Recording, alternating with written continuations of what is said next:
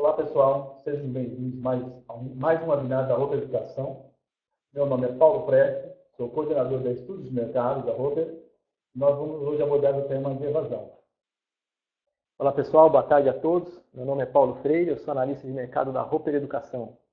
Sejam bem-vindos ao nosso webinar sobre evasão na educação superior brasileira. Para a gente ter uma dinâmica mais interessante em relação à apresentação do próprio webinar, nós gostaríamos de alinhar alguns pontos com vocês. Inicialmente, em relação à apresentação, nós temos praticamente 60 minutos, e a nossa proposta é fazermos 30 minutos de apresentação desse contexto da evasão, de qual é a nossa proposta hoje para trabalharmos a evasão no sentido mais específico de estratégia e tudo, e os outros 30 minutos finais a gente gostaria de abrir e contar com as questões, com as perguntas de vocês. Para que a gente possa ter isso mais organizado, do ponto de vista de atendimento às questões, a gente pede que, ao elaborar as questões, as perguntas, vocês digitem o hashtag, o jogo da velha. Isso vai nos ajudar muito aqui no nosso processo de mapeamento das questões. Tá? Eu acho que para a gente poder iniciar essa conversa, esse bate-papo aqui, a ideia é que a gente possa fazer uma interação e principalmente entender um pouco mais o que hoje a gente tem de diferente em relação à evasão do que há 3, 4 anos aí. Seria legal a gente fazer um contexto de mercado. Vamos entender hoje por que a evasão hoje ela continua ou se torna um tema tão evidente, né? Então, para a gente poder entender, recentemente no Brasil, 2015, nós tivemos todo um contexto específico de restrições do FIES, e isso, de alguma forma, já evidenciou a perda de aluno e logo foi repercutido na questão da evasão. Então, esse é um ponto que a gente vai procurar alinhar com vocês aqui. Em que dimensões isso pode acontecer? De que maneira a gente pode, estrategicamente, abordar essas condições? Bem, dentro desse cenário ainda, né, Paulo, nós vamos procurar trazer para vocês aqui essas restrições do ponto de vista econômico e também as questões em relação ao próprio dinamismo das características das instituições de ensino, comprometimento com FIES, ou toda a estrutura de hoje um aluno conseguir pagar um ticket médio maior ou menor no ensino superior privado. Então, são contextos que, de alguma forma, pesam sobre esses números da evasão. Então, dentro desse contexto, hoje, de falarmos de evasão na educação superior, a gente tem alguns desdobramentos. O Paulo vai poder dar algumas dicas nesse sentido, né, Paulo? Exato. Quando a gente pensa em evasão, pensando num contexto atual aí, é interessante a gente ter em mente que a evasão ela pode acontecer no curso, a evasão ela pode acontecer na instituição de educação superior e a evasão pode acontecer na própria educação superior. Então, como é que seria isso em termos de exemplo? Imagine, então, que um aluno ele está cursando engenharia civil e esse aluno evade desse curso. Ele desiste de engenharia civil, mas ele vai para um outro curso dentro da mesma instituição. Essa seria a evasão do curso. Agora, o aluno também pode evadir da engenharia civil dessa instituição e ir para um outro curso de engenharia civil de outra instituição. Essa seria a evasão da instituição de educação superior, a IES. E é interessante quando a gente começa a tentar perceber que tem um dinamismo nessa evasão, até falando então da evasão do presencial para o EAD, do EAD para o presencial, entre essas modalidades. Então, são abordagens, são pontos que a gente vai procurar trazer em evidência para vocês aqui. E até para a gente começar a aprofundar um pouco nessa temática, né, Paulo? Nós vamos procurar trazer para vocês alguns slides, algumas informações que vocês devem ter já encontrado no webinar, na própria estrutura. Então, para a gente ter um acompanhamento e vocês poderem observar aí algumas tabelas, gráficos, algumas informações que já derivam das nossas pesquisas em relação à evasão, nós estamos trabalhando com o slide 3, aliás, slide 3 ainda, certo? Exato. E só para complementar o raciocínio, além da evasão do curso da IES, o aluno também pode evadir da educação superior. Então, isso significa que ele estava cursando engenharia civil, desistiu do curso e não voltou a cursar esse curso, não voltou para nenhuma instituição, ele simplesmente saiu da educação superior.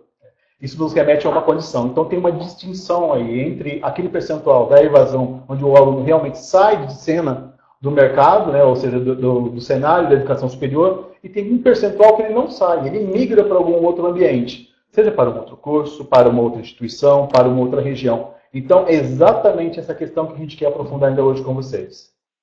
Isso aí.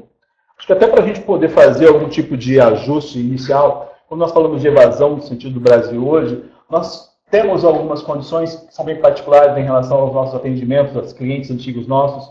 Então, nós, com esse todo tempo de Roper no mercado, 17 anos, a gente conseguiu já angariar alguns números, alguns parâmetros sobre evasão, que vocês podem dar uma olhada no slide 4.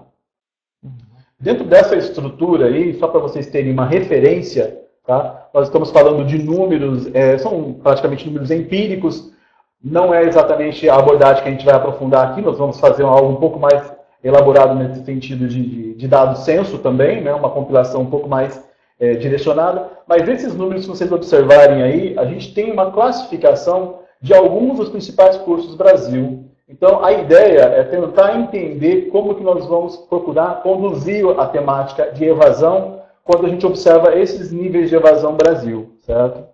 Isso mesmo, como o Paulo comentou, o Paulo Presce comentou, esses números são empíricos, então eles são derivados dos diagnósticos que a Roper aplicou nas instituições de ensino superior, de educação superior. É isso? Nesse estudo de hoje, nós vamos detalhar, nós vamos apresentar a metodologia Roper, né, mais aprofundada, mais detalhada, para a gente até ter efeito de comparação, né, e ter uma visão geral aí do processo da evasão. E eu acho que o interessante aqui, né, Paulo, a gente conseguiu observar dois pontos que são importantes. Uma é você ter esses parâmetros. Você, gestor hoje da IES, conseguir se comparar com os seus resultados em relação a alguma métrica. Mas o segundo passo que é interessante é, se eu já tenho uma métrica para fazer essa comparação, qual é o passo na sequência para eu minimizar essa condição de evasão que eu tenho? Então, nós vamos buscar hoje trazer para vocês evidências, buscar alguns raciocínios que levam ou que possam conduzir exatamente nessa possível solução. Então, não é a ideia de trazer aqui para vocês hoje somente algumas métricas e ficar sobre esse aspecto. A ideia é avançar um pouco mais. Mesmo porque, quando a gente começa a estudar os dados de evasão, muitas vezes a gente se depara, se a gente for observar só os dados, a gente se depara às vezes com erros, com inconsistências, que o conhecimento de mercado ele é fundamental para a gente conseguir minimizar isso e filtrar esses problemas que podem acontecer. Nos acompanhem no slide 5. A gente vai procurar trazer para vocês aqui algumas condições. Vamos pensar assim, das diversas formas que hoje a gente encontra um mercado trazendo algum contexto, não só o conceito da evasão, mas alguns números de evasão, existem algumas considerações que a gente pode trazer para vocês aqui que visam a otimização desses parâmetros. Ou seja, é como se nós pudéssemos pensar, a gente comete algumas gafes na hora de fazer essas elaborações a esses parâmetros, e esse número no final ele não é um número tão limpo. E do ponto de vista de análise, de estrutura, de estratégia, eles podem não nos ajudar. Fica um viés carregado nesses parâmetros. Então a ideia aqui é a gente levantar alguns aspectos para a gente poder aprofundar em que elementos a gente procura tomar mais atenção hoje e deixar de uma maneira mais estratégica, evidente do ponto de vista de metodologias que a gente quer refinar para que essa métrica final ela possa realmente ser uma métrica mais utilizável, mais assertiva do ponto de vista até de elaborações de cenários de soluções, tá? Muito bem. Vamos seguindo então aqui, Presce, pode selecionar o primeiro. Vou procurar trazer para vocês aqui. Na hora que vamos fazer ou a hora que a gente encontra alguns conceitos e até parâmetros de evasão hoje, é muito comum a gente encontrar uma evasão não referente ao ciclo completo de um curso, por exemplo. Então, às vezes, você encontra algumas métricas divulgando a evasão, por exemplo, de um referido curso de engenharias, ou da área de exatas, ou da área de humanas. Só que quando você vai buscar a consistência dessas informações, elas não fazem referência ao total período do curso esperado para aquele aluno, para aquele acadêmico, usar como elementos de início até final. Às vezes ele compara só o último ano, só o segundo ciclo. Então isso vai carregando esse número, esse parâmetro, com alguns vieses. E esses são exatamente os elementos que a gente quer limpar agora, que a gente quer propor alguns ajustes. Tá? Outra condição, é muito comum em alguns contextos você encontrar esses parâmetros mesclados com, por exemplo, a modalidade presencial e o EAD. Então, de novo, a gente vai ter características, perfil de alunos diferenciados envolvidos numa métrica onde todo mundo fica no mesmo pacote. Então, de novo, eu tenho um viés enorme aí. Exatamente. Nesse estudo que a gente vai apresentar para vocês hoje, a gente teve esse cuidado de separar a modalidade e também o grau acadêmico, que o Presce vai comentar na sequência aqui, para vocês terem uma ideia um pouco mais precisa, né, de como acontece a evasão nessas situações, né, nessas categorias, digamos assim. Imagine isso, nós estamos falando de cursos, às vezes, que tem duração de 4, 5 anos, e às vezes um tecnólogo de 2, 3 anos. Imagine a evasão que acontece no primeiro ano desses cursos. O quanto ela pode ser distinta se você colocar esses dois cursos no mesmo pacote para poder fazer uma análise. Então, são exatamente essas ajustes estratégicos que a gente está procurando promover aqui, para a gente garantir um número, um parâmetro muito mais assertivo no final. Eu acho que praticamente dentro dessa estrutura aí, de turmas, observar turmas dentro de um próprio contexto diferentes, Às vezes você vai ver que o próprio posicionamento de uma instituição de ensino, o nível de evasão que ela pode ter em um curso específico não é o mesmo que eu tenho para uma outra, quando você vê que ela tem um posicionamento de conveniência. Então são elementos iguais a esse que vão nos remeter a parâmetros diferenciados. Então acho que é a primeira pergunta que fica, mas então nós vamos ter um rol de parâmetros? Se nós temos lá, podemos elencar hoje 40 maiores cursos mais demandados no Brasil, a gente teria os 40 parâmetros diferenciados? A resposta é praticamente por esse caminho, sim, teríamos. E é essa a nossa proposta, de conseguir munir o mercado desses parâmetros de uma maneira mais assertiva. Aproveitando aí o gancho dos parâmetros que o Prestes trouxe, a gente sabe que é comum nas instituições de educação brasileira, né, utilizarem, para ter como parâmetro uma referência de evasão, elas utilizam os matriculados de um ano e vão comparando de um ano com outro ano, e a diferença seriam os alunos evadidos. É uma possível estimativa de evasão? Sim, é. Porém, essa estimativa ela não é tão precisa. Então, o que a gente vai apresentar na sequência aqui é uma proposta, né, uma metodologia, para deixar isso um pouco mais preciso, esse método um pouco mais preciso.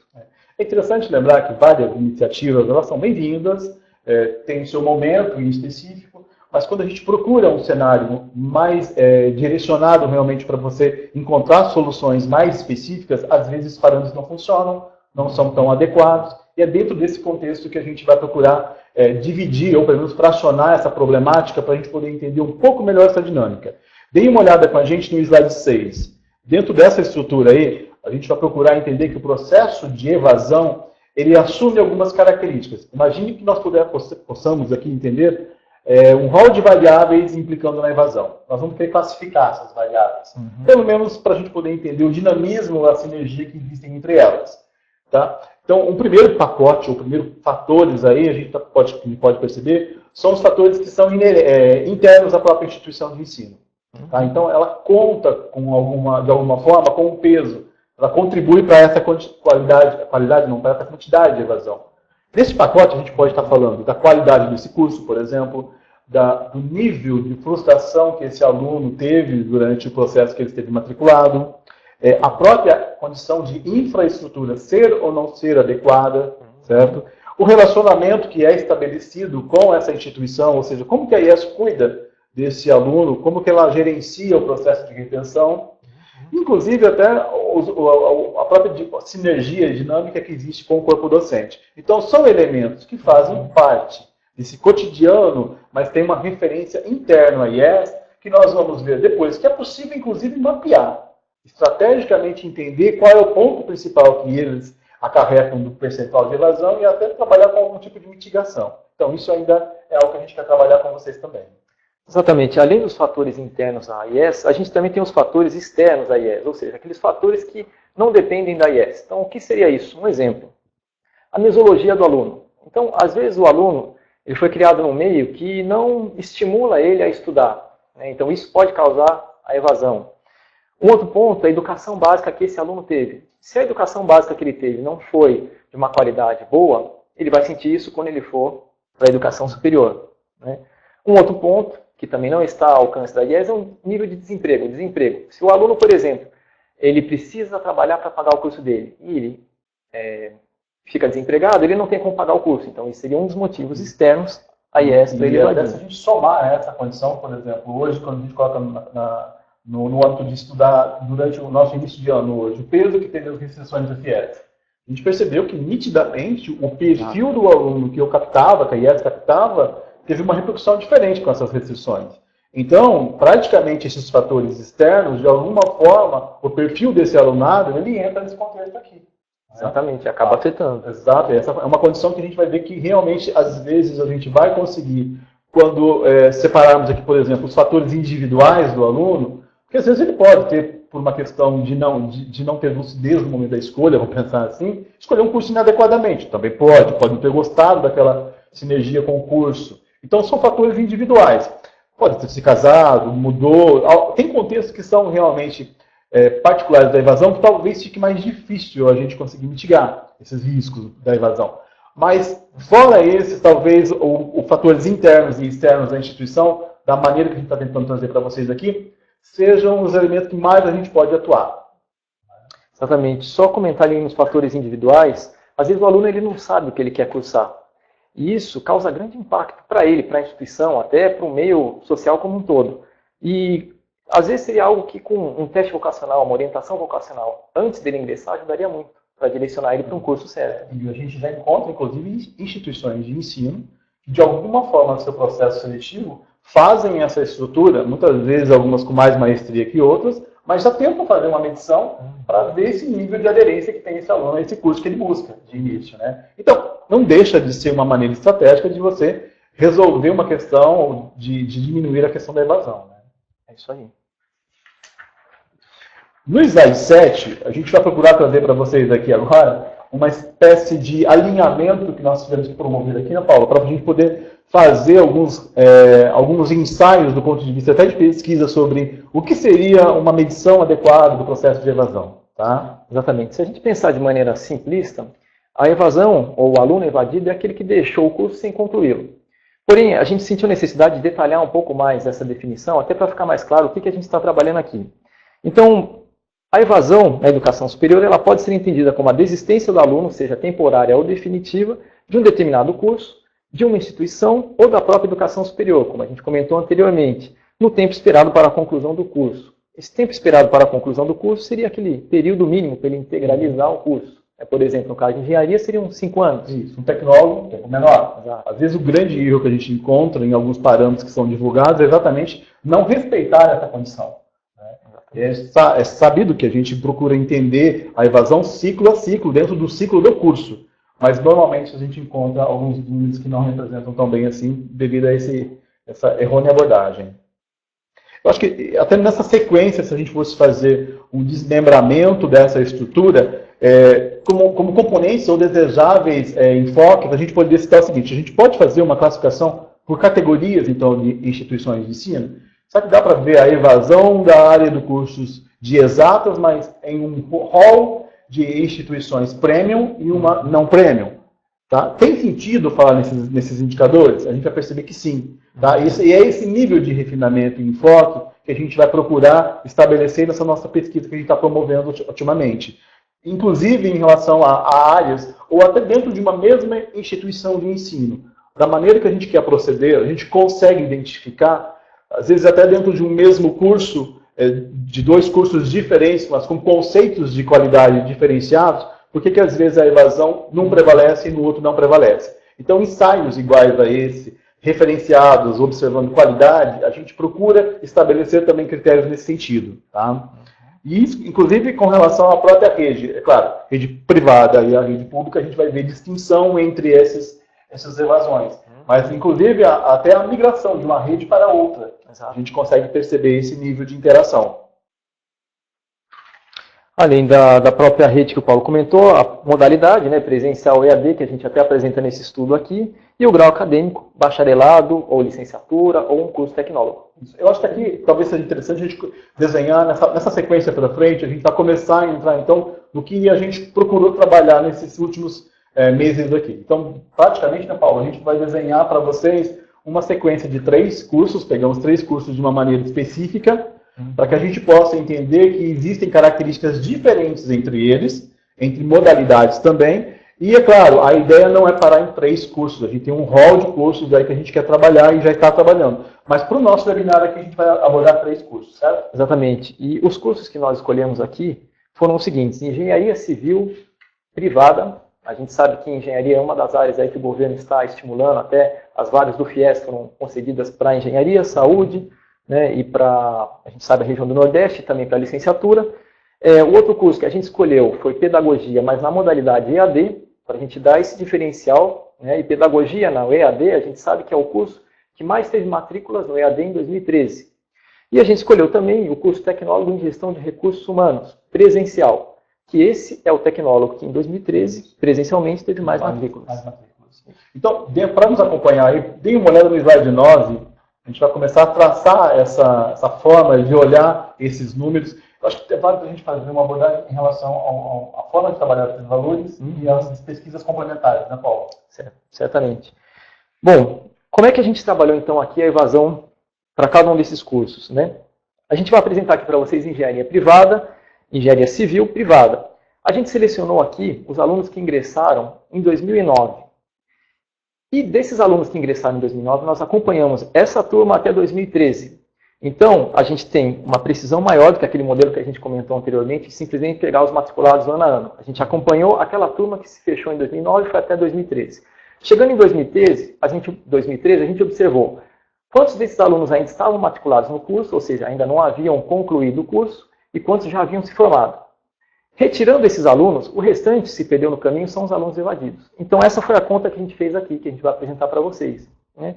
Em 2009, a gente consegue observar ali no slide 9, que a gente teve 23.647 ingressantes de engenharia civil privada no Brasil. Em 2013, a gente notou 11.303 alunos evadidos neste curso. Ou seja, a taxa de evasão estimada, Roper, neste ciclo, importante considerar o ciclo de 2009 a 2013, foi de 47,8%. Acho que tem algumas ressalvas que é bom a gente fazer aqui. Se nós estivéssemos pegando, por exemplo, um ciclo diferente, mas há 6, a 7 anos, aí pode ser que esse número tivesse uma composição diferente também. Então, os números que a gente vai estar trabalhando, esses parâmetros que nós estaremos construindo, eles se fazem muito presente a uma impressão de um cenário que é estabelecido para o Brasil economicamente e também do próprio cenário do mercado educacional. Então, é um número que reflete um momento, né? Então, pode ser que se a gente fizesse acompanhamento de 4 ciclos de um mesmo curso, esse comportamento de evasão ele poderia ter sofrido ali alterações, certo? Exatamente. Esse detalhamento que a gente quer mostrar, que o Paulo comentou, do ciclo. Então, muda a evasão. Se for a gente pegar a turma que ingressou em 2010 para 2013, pode mudar. Pode ser que não mude tanto, mas pode ser que mude. A gente quer mostrar que é possível detalhar esse estudo da evasão. Ok. Eu acho que no slide 10, aí a gente vai encontrar um refinamento em relação a esse 47,8% aí. Exatamente. Dentre esses 47,8% que evadiram da engenharia civil privada em 2009, a gente observa que 21,6% desistiu e não voltou a estudar neste ciclo. Ou seja, de 2009 a 2013 eles evadiram e não estavam na educação superior. Um aspecto que chama a atenção aqui é nós observamos então o seguinte, ou seja, 21%, praticamente 22%, realmente seria, vamos pensar no número puro da evasão, esse seria o número mais direto. Ou seja, 26 pontos percentuais aí escolheu um outro curso. Ou seja, ele pode ter escolhido meu concorrente, ele pode ter inclusive migrado para um curso dentro da minha própria instituição. Mas de alguma forma, esse 26 pontos percentuais aí nos indica, tá, de primeira mão, que eu de alguma forma coletei um aluno de maneira inadequada. Provavelmente. Eu não tive cuidado de alinhar o meu portfólio com os desejos desse aluno, desse cliente. Exatamente. Aqui já começam a aparecer as primeiras informações a respeito do perfil do aluno. Esse detalhamento ele é muito importante, a gente vai comentar mais à frente neste webinar, para você conhecer o perfil do aluno que está evadindo, até para você reduzir essa evasão. Não é isso? Essa é a ideia. Não temos o parâmetro pelo parâmetro. Ou seja, como a gente traça uma métrica aqui, 47%, a gente está falando de um número referencial, é uma média, é um número mediano.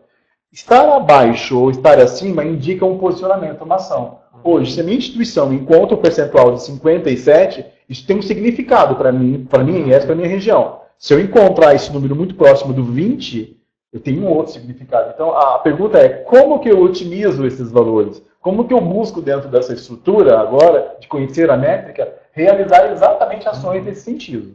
E isso é que é o mais importante. E essa é exatamente a visão que nós queremos trazer aqui. Exatamente. Importante mencionar também, né, Prece, que esse estudo que a gente está apresentando aqui, Brasil, é possível a gente detalhar a nível de região de abrangência, nível de instituição de ensino superior, a nível de curso, né? A gente vai comentar isso mais para frente. Aqui é só para ter uma visão geral, né, de como seria este curso no Brasil. Ou seja, eu posso ter um parâmetro mais refinado ainda para a minha região de abrangência, vamos pensar assim. Exatamente. Na minha região de abrangência, os números de evasão acompanham os números de evasão nacionais e estaduais? Exatamente. Bom, se a gente observar aqui, nessa tabela do slide 10, né, entre os 10 primeiros cursos ali, a gente observa que 4 cursos são de engenharia. Então, o aluno de engenharia civil acaba optando, muitas vezes, por um outro curso de engenharia. Um aspecto que é interessante aqui, a gente observar o seguinte, nós estamos falando desse curso de engenharia com uma referência de mensalidade de R$ 1.090.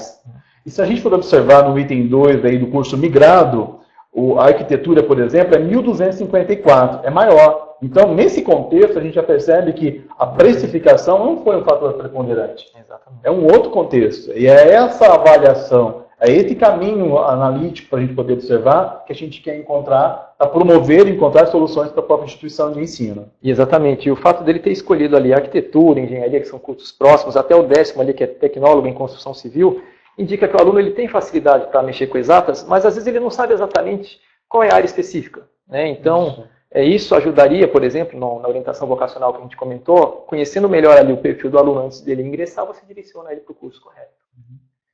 E ainda dentro desse contexto, no slide 11, nós vamos encontrar agora um outro curso. Nesse caso, a gente procurou pegar um curso de pedagogia dentro da área de EAD, tendo em vista que praticamente é um curso com uma grande amplitude, certo? E aí o Paulo vai trazer para vocês esse delineamento aí.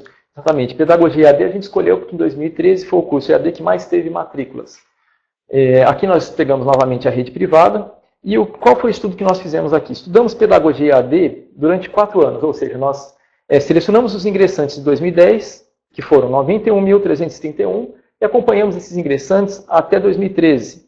E observamos que em 2013 houve 52.740 evasões. A taxa estimada, então, de evasão deste curso, neste ciclo, foi de 57,7%, né, uma taxa de evasão alta. E aí, por que nós escolhemos aqui embaixo, vocês estão vendo, 3 anos também, né? Porque a gente sabe, a gente fez lá uma seleção das maiores instituições de ensino, muitas delas optam por pedagogia EAD por 4 anos, mas existem algumas outras que optam por 3 anos. 30% praticamente desse mercado em 3 anos. Exatamente, por isso que a gente fez esse estudo, então, partindo do mesmo ponto, com a mesma turma de 2010 a 2013 e de 2010 a 2012, que seria uma turma de 3 anos. E nessa segunda turma, nós observamos uma evasão de 50,2%.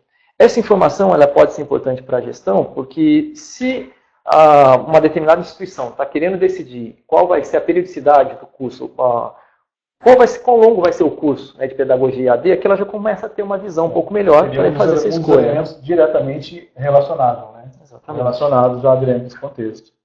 No slide 12, a gente replica exatamente o mesmo modelo de avaliação, de análise, e a gente encontra ali praticamente 33% desistiu e não voltou a estudar. Mas olha só o contexto de 24,3% aqui de novo, que de alguma forma escolheu um outro curso. Inclusive, às vezes, até de outra modalidade. Saiu do EAD e foi para o presencial. Isso também é possível. Exatamente. A gente procura mostrar nessa tabela aqui do slide 12, não apenas os cursos para onde esse aluno migrou, mas também a modalidade do curso. Porque se ele estava em EAD, nós observamos ali que ele não foi para outros cursos EAD simplesmente, ele também foi para cursos presenciais. Então, se a gente observar ali, nós temos a coluna curso migrado, total, porcentagem EAD, porcentagem presencial. Os cursos que estão destacados em preto são os cursos que tiverem maior porcentagem entre EAD e presencial. E a mensalidade que nós vemos ali são relativas a esses cursos que estão destacados em preto. Então, só para ter uma noção, o aluno de pedagogia, o primeiro curso que ele foi escolher foi de letras EAD. 56% foi para letras EAD, mas 44% foi para letras presencial. A gente vai observar... Bom, existem até algumas particularidades, às vezes até o aluno, mesmo dentro de um mesmo curso, dentro de uma instituição, ele opta ora pelo EAD, ora pelo presencial, numa tentativa de esticar a própria condição até financeira de bancar um curso, né? Então, existem condições iguais a essa. Mas aqui o que é notório é perceber essa migração entre as duas condições. A rede EAD e a parte presencial, né? E a presencial.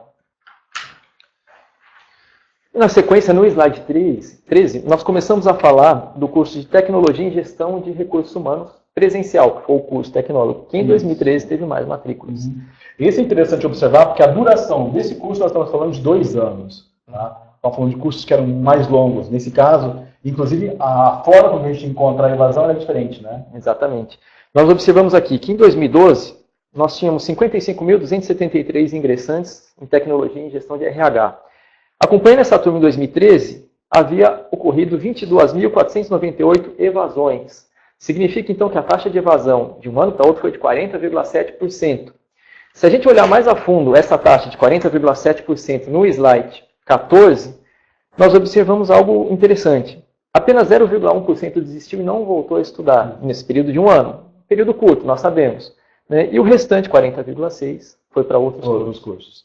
Eu acho que o interessante observar aqui é que se você pegar, lá estamos falando de mensalidade de gestão de RH, de R$ 538 aproximadamente. E quando a gente busca as alternativas que esses alunos foram se diversificar na relação a outro curso, A maioria delas é maior. Olhem só, 725 para administração, 530 para pedagogia, psicologia com 925. Então, realmente, aqui a gente percebe que esse aluno estava num ambiente trocado, errado. Né? Exatamente. Tem uma opção inadequada para o curso. Exatamente. Nessa tabela a gente procura mostrar uma curiosidade aí. Na sexta posição, vocês observam que tem um curso de Administração de Recursos Humanos.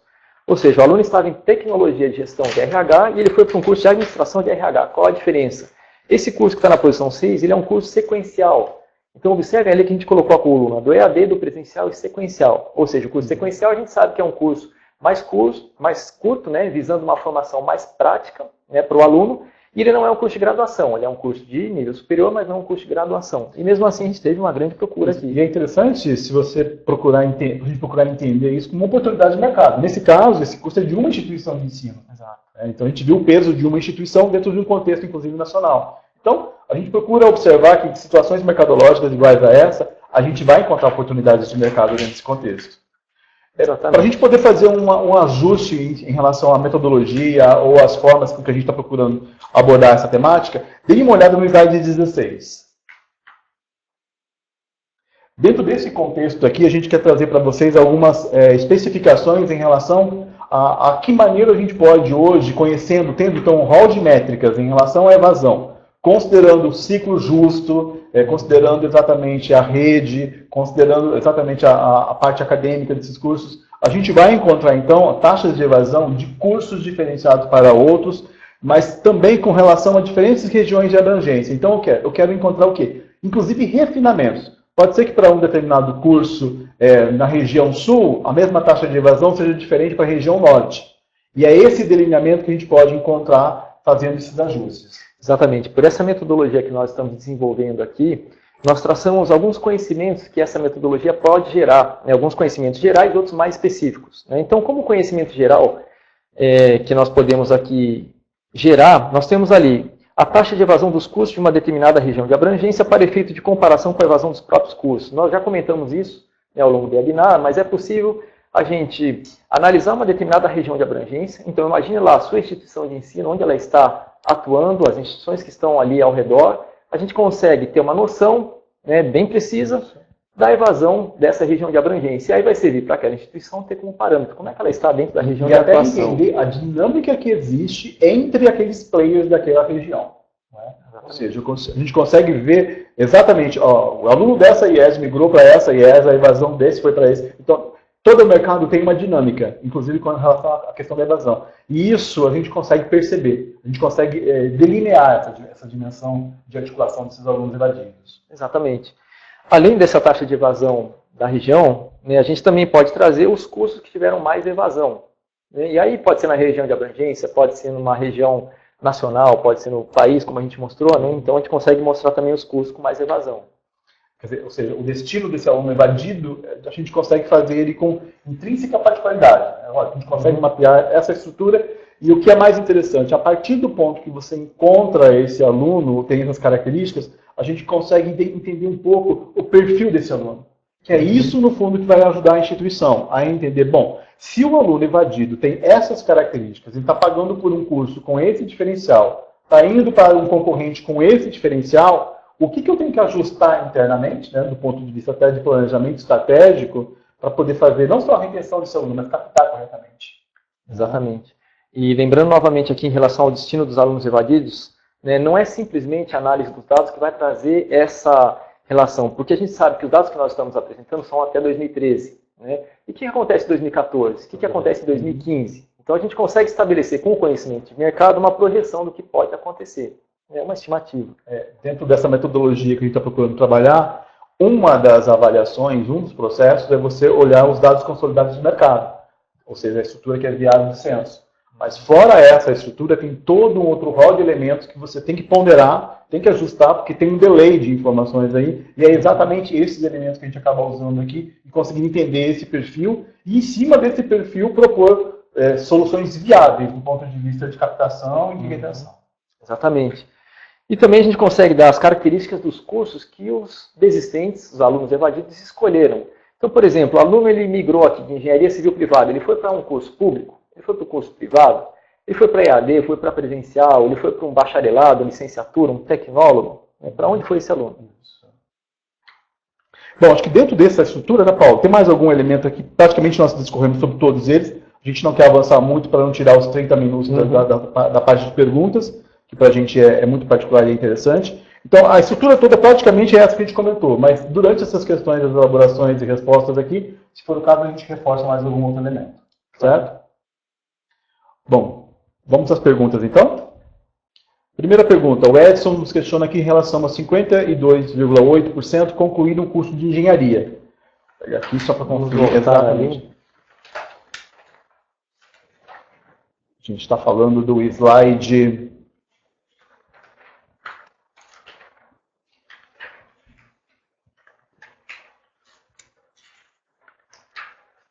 Pode ser o slide 9, talvez. Slide 9. Slide 9. Vamos tentar entender como é que o Edson chegou na conta ali, 52,8% concluíram. Pelo menos os 47% da evasão. É a diferença, né? 52,8%. Não sei se ia dar certo ali a diferença, mas lembrando que a gente observou aqui um período de 5 anos. E no final desses 5 anos, não quer dizer que todos os alunos que estavam cursando se concluíram. A gente sabe que tem alunos que ainda estão matriculados ali. Então, o percentual de evasão teria que ser analisado com mais detalhe aí. A gente está partindo de uma premissa que eu tenho 5 anos para o aluno fazer toda a formação. Pode ser que tenha um ajuste relacionado ao aluno que não cumpriu um prazo adequado.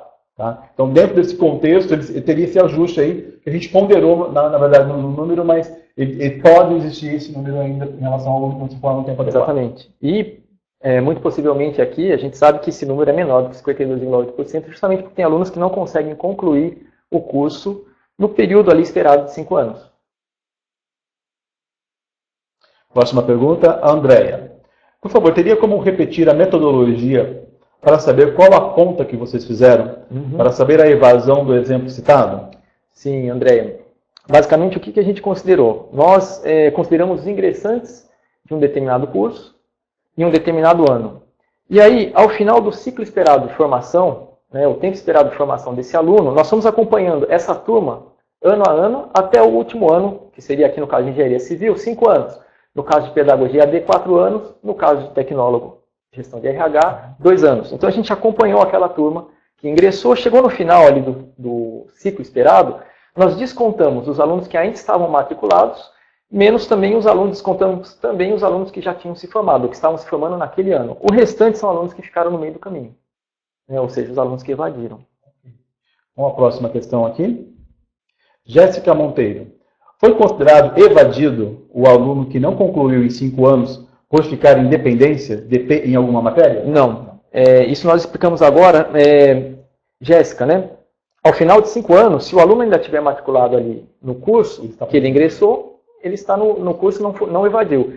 A evasão ocorre em todas as outras situações. Se ele não está matriculado e nem está se formando, né, não se formou no curso, aí sim ele pode ter evadido. O que é interessante é que, na verdade, esse mesmo número não vai pesar numa próxima análise.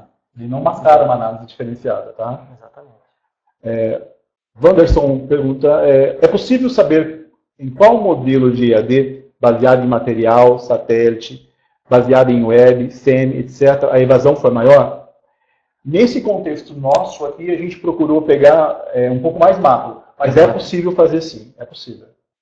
Tem algum ajuste, Paulo, nesse sentido que eu vou comentar, mas... Não, então, no caso dessa pergunta, como o Press comentou, né, Wanderson, ali, a gente procurou dar um parâmetro Brasil, né, então a gente não se preocupou em detalhar nesse ponto aí. Inclusive, é possível que você pegue, por exemplo, uma instituição premium e uma conveniência numa mesma região e faça a medição de uma maneira distinta. Então, é possível fazer esse nível de refinamento, sim. Próxima, Fábio Bergamo e Andréia. E os cursos da área de saúde? Como é o cenário da evasão?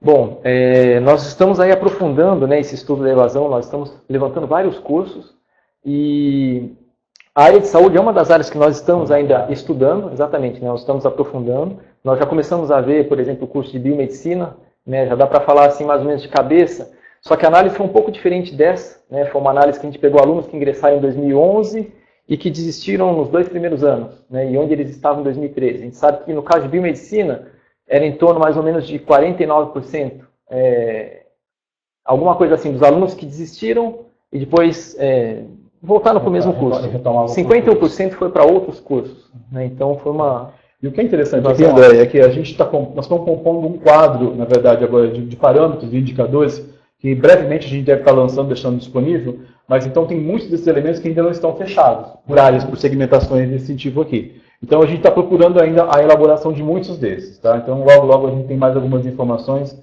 relacionadas a esses parâmetros aí. Ellen, próxima pergunta da Ellen. Qual o maior motivo da evasão no estado do Rio de Janeiro?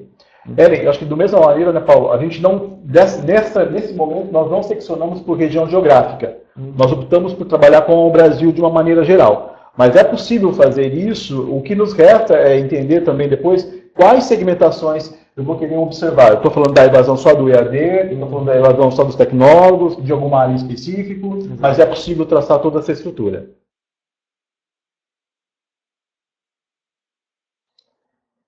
Evelyn perguntou, há algum tipo de sistema automatizado que cruza e fornece os dados de evasão em EAD por curso por IES?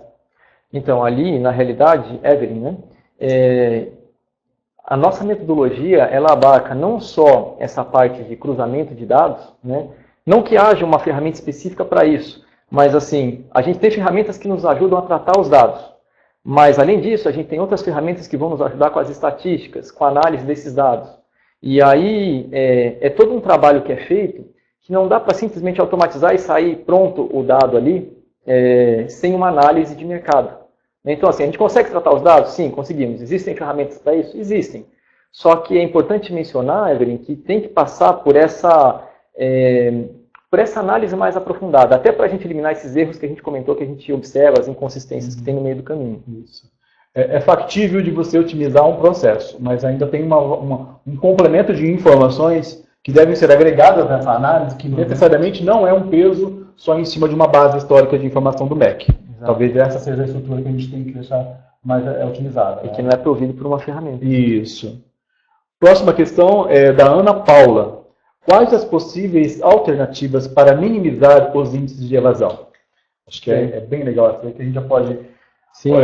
Ana Paula, se a gente fosse pensar hoje, que do ponto de vista, desde captação, de você, da IES hoje entender de que maneira realmente ela está captando, mas não só como ela está captando, quem que ela está captando, esse aluno, se ele tem realmente aderência. Deu para perceber aqui por algum desses números, por exemplo, a parte só da engenharia, que 22% possivelmente não voltou ao mercado para estudar, mas 26% migrou de alguma forma. Então, hoje a gente encontra instituições de ensino usando de diversas maneiras para mapear o histórico do aluno que ela está captando. Não é só no momento que ele chega na instituição, não. De alguma forma, algumas estão tentando mapear essa história do aluno para ver que tipos de competência ele tem, de habilidades ele tem, para quando ele chega a fazer opção por um curso, para ver se ele tem realmente aderência ou não àquele curso. Então, é como se você tivesse quase que auxiliar o aluno a saber se realmente ele está indo para o caminho certo. Essa é uma maneira de você fazer uma melhor triagem e auxiliar na questão de minimizar a evasão. É bem importante essa pergunta que a Ana Paula fez, porque quando você começa a estudar o perfil do aluno que evadiu,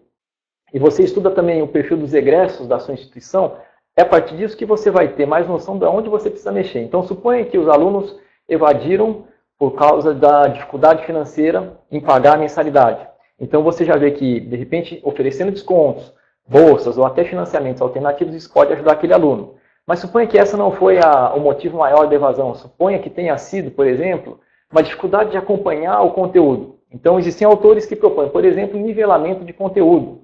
Ou seja, você faz um certo ajuste, né, entre o conteúdo que a pessoa teve antes de ingressar no ensino superior, na educação básica, tenta nivelar esse conteúdo para que ela consiga acompanhar.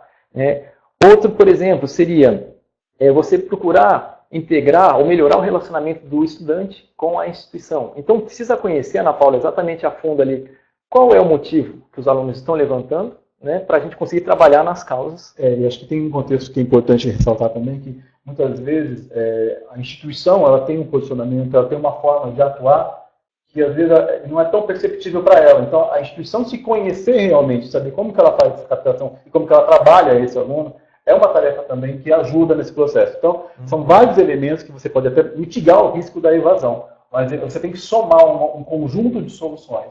Aqui, às vezes, a gente dá enfoque em um, mas não é necessariamente só um peso de um. A gente tem um contexto todo elaborado, é um conjunto de soluções que versam desde você entender o perfil de quem você capta, a maneira que você procura a interação com esse aluno, como são o seu currículo hoje, a sua grade curricular, como que ela está adaptada, ela é a mais adequada. Ter uma grande quantidade de cálculos, por exemplo, no primeiro e segundo semestre, numa engenharia, é a melhor maneira, é a melhor abordagem. A gente já encontra hoje instituições de referência fazendo uma metodologia diferente e impactando de maneira positiva esses números aí. Tá? Exatamente. Importante ressaltar esse ponto que o Paulo trouxe, porque a gente observa que a evasão ela é inversamente proporcional ao tempo que o aluno permanece no curso. O que isso quer dizer? No primeiro ano a evasão é maior do que no segundo ano, que é no terceiro ano e assim sucessivamente. Então, nos primeiros anos a evasão é maior do que nos últimos anos. Então, a gente realmente tem que estudar a fundo para saber. Às vezes o aluno evade porque ele foi para o concorrente, porque o custo do concorrente tem mais qualidade. Às vezes não é preço, às vezes não é problema de relacionamento com o professor, às vezes simplesmente a qualidade. E aí a instituição teria que trabalhar, por exemplo, o seu conceito de curso, o seu conceito preliminar de curso, para melhorar a qualidade e manter aquele aluno estudando. Por isso que quando a gente traz para vocês, ter só a métrica, o número, e mesmo ajustado o seu número em relação a essa métrica, a essa metodologia, não basta só isso. Isso é metade do serviço, isso é metade do trabalho. O negócio é você conseguir ter esse parâmetro para se posicionar, saber de que maneira você está, mas exatamente o interessante é usar de que maneira soluções estratégicas você pode melhorar esses números. Então, é isso que está o X da questão. Né? Ter o perfil desse aluno evadido, mapear para onde ele vai, entender as características de quem é o concorrente que capta esse aluno evadido, essas são informações muito relevantes para uma análise estratégica. Vamos por mais uma questão aqui. Lúcio pergunta, vocês têm algum dado de evasão dos alunos ProUni? Lúcio, a gente não chegou nesse nível de detalhamento, de separar ali para os alunos ProUni. Nós não temos esses dados prontos, assim, nesse momento. Próxima questão. Sara, qual o fator interno da IES que contribui significativamente para o aumento, para o índice que aumente o índice de evasão? Praticamente são esses que a gente acabou listando aqui, né, Sara? A IES não estar atenta ao seu comprometimento do corpo docente, por exemplo, o melhor ajuste da grade curricular, de acordo com o perfil que ela capta. Então, esse nível de atenção entre esses elementos, ela tem que ter. Pode variar de uma para outra. Por exemplo, se você pegar uma IES Premium, então você talvez tenha um perfil um pouco diferente, tá, do que uma IES mais conveniente. Então, esse posicionamento estratégico, ele pesa nessa análise também. Qual curso tem a maior taxa de evasão? A pergunta do Edson. O Edson, exatamente. Bom, Edson, aí a gente precisaria detalhar um pouco mais essa pergunta para conseguir respondê-la. Qual curso tem a maior taxa de evasão? Em qual ciclo? Qual tipo de curso nós estamos falando? Se é tecnólogo, se é bacharelado, se é licenciatura, se é presencial, se é AD, se é público, se é privado? Então tem uma série de... É interessante quando tem umas perguntas, porque se a gente fosse fazer um histórico de mercado, vamos pegar uma década, as questões que iriam aparecer de mercado seriam mais simples, né? Qual é o custo que vai ser mais demandado? Qual que é o mercado que está emergente agora? Qual a melhor localidade geográfica para você fazer investimento? Hoje, se você botar com essas mesmas questões, a resposta já não é mais a mesma, ela já é mais complexa. Então, quando pergunta qual é o custo que tem mais evasão, então a gente, dependendo do nosso refinamento aqui, a gente vai ter uma resposta mais complexa nesse sentido, né? Próxima questão aqui para a gente. Roberto perguntou, quais são os fatores identificados na questão mesologia do aluno? Bom, a mesologia do aluno, a gente comentou ali que são fatores externos à instituição de ensino superior, né? Então, por exemplo, às vezes o aluno está num meio que não o estimula a estudar, né? Então, às vezes ele não tem apoio familiar, às vezes os amigos não estão estudando. A mesologia seria todo aquele ambiente que o cerca, né? Isso pode fazer com que o aluno acabe desistindo do curso. Infelizmente, é uma realidade. Existem algumas instituições que, tentando resolver até essa questão, elas promoviam uma maior interação entre os alunos. Ou seja, é como se você pudesse pensar assim, quanto mais amizade esses alunos tiverem, quanto mais for forte o vínculo de amizade, isso impactava na evasão também. Então, muitas vezes são soluções até simples, mas que passam por essa análise, né? Próxima questão. Rúbia. Considerando os estudos sobre evasão, qual o parâmetro utilizado para a escolha da amostra da pesquisa? A pesquisa são várias questões, tá? Vamos apresentar todas, mas a gente vai paulatinamente para cada uma delas. A pesquisa considera IES de todas as regiões do país ou apenas aquelas que são consideradas referência do ensino? Bom, muito bem. Então vamos lá. o parâmetro utilizado para a escolha da amostra da pesquisa. Basicamente, nós selecionamos ali os ingressantes de 2000, no caso de engenharia civil. Para cada curso foi uma amostra, né? Um parâmetro também característico, né? Parâmetro específico. Civil, então, tipo curso. Exatamente. No caso de engenharia, nós escolhemos engenharia civil, privada, presencial, os ingressantes de 2009, né? E seriam esses ingressantes até 2013, que seria o período mínimo para a integralização do curso, 5 anos. No caso de pedagogia EAD, nós selecionamos a amostra ali dos alunos ingressantes em 2010, que foram até 2013. E no tecnólogo em gestão de RH, os que ingressaram em 2012, que foram até 2013. E ali você pergunta, todas as regiões do país ou apenas aquelas que são consideradas referência em ensino? São todas as IES do país. O que a gente distinguiu aí é privado é um segmento, público é outro segmento. Dentro do privado nós temos a premium e não premium. Exatamente. Todas juntas. O que não inibe depois, num refinamento, a gente fazer exatamente esse exercício. Exatamente. Tá? Próxima questão. Marcelo, no cálculo da evasão de ciclo completo, os alunos que não concluem no tempo previsto são considerados evadidos? Então, nós respondemos isso já, Marcelo. Não.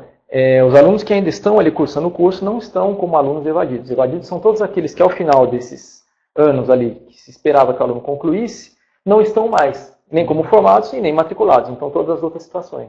Lembrando que essa foi, vamos pensar assim, a estrutura de definição mais concisa que a gente encontrou para fazer uma abordagem, inclusive mercadológica. Então, o viés talvez seja o menor de todos eles que a gente já tinha encontrado. Uhum. Próxima. Andréia. Estou muito interessada, pois nossa instituição tem cursos dessa área. Fico grata pelas informações e gostaria de recomendações de materiais de leitura nessa mesma área. Parabéns pelo apoio, professor. Está ok. Acho que vale, né, Paulo, a gente lembrar que tem algumas publicações nossas, já, inclusive com a área da saúde, curso de biomedicina. Inclusive foi o Paulo que acabou fazendo a publicação. Quer comentar, Paulo? Exatamente. Nós temos no site da Roper, www.roper.com.br, a bússola educacional. No dia 20 de julho deste ano, de 2015, a gente teve ali uma publicação sobre engenharia civil, né, e em outubro desse ano também vai sair uma publicação nossa, né, numa revista aí da área, Linha Direta, que a gente vai falar sobre o curso de engenharia civil e de biomedicina com mais detalhes. Então essas seriam algumas publicações aí. Mas existem vários autores que escreveram sobre evasão no Brasil, e não só no Brasil, fora também, até uma busca ali rápida. Até no próprio Google você vai encontrar vários autores ali que... O que talvez seja interessante é a gente observar que dentro dessa estrutura de fazer, não só a análise, de procurar informações sobre a questão da evasão, é entender que temos metodologias que podem ser mais refinadas que outras. Hoje nós entendemos que essa metodologia que a gente está utilizando aqui era que menos viés do ponto de vista de refinar um parâmetro a gente conseguiu encontrar. Então acho que é interessante. E é claro, acho que não basta você, de novo, ter só o parâmetro. Você tem que ter um nível de inteligência estratégica, mercadológica, para poder fazer avaliações desses parâmetros e a consequência desses números no âmbito de estudo da própria instituição. Então, por exemplo, ter uma equipe qualificada dentro da instituição que possa olhar esses números, não só o coordenador do curso, tá? Ter um gestor mais direcionado a esse tipo de ponderação, de questionamentos, é algo que pode fazer diferença na hora das abordagens finais. Tá? Inclusive, procurar se orientar em relação a cursos que possam existir no mercado, isso ajuda bastante. E lembrando, de novo, que de qualquer maneira, nós vamos continuar abastecendo de informações no mercado sobre evasão, inclusive nós temos um próximo webinar marcado para isso. Nós não temos ainda uma definição de data, mas nós vamos aprofundar um pouco mais essa questão. Mais uma questão. Henrique pergunta qual a análise para os cursos tecnólogos, os quais vêm ganhando espaço no mercado e os bacharéis diminuindo. Exemplo, o curso de administração para os bacharéis em RH, logística, marketing. Então, veja, Henrique, a gente selecionou o curso de tecnologia em gestão de RH justamente por isso, porque a gente sabe que os cursos eles têm ganhado cada vez mais mercado. Né? Então, assim, a gente está aprofundando os estudos, aí, em breve a gente vai soltar mais informações dos outros cursos tecnológicos. E o que é legal dar uma olhada aqui, Henrique, né?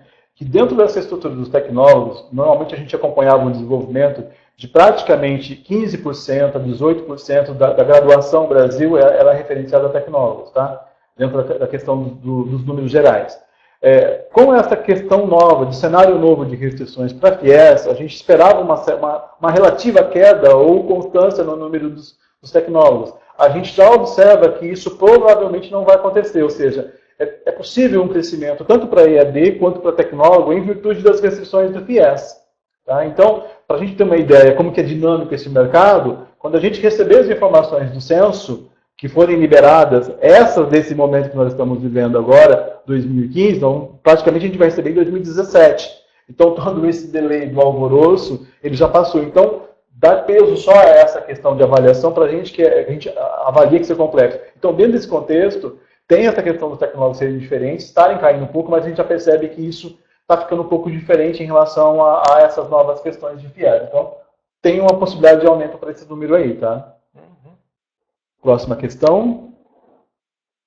Marcelo, há um ranking histórico dos motivos de evasão.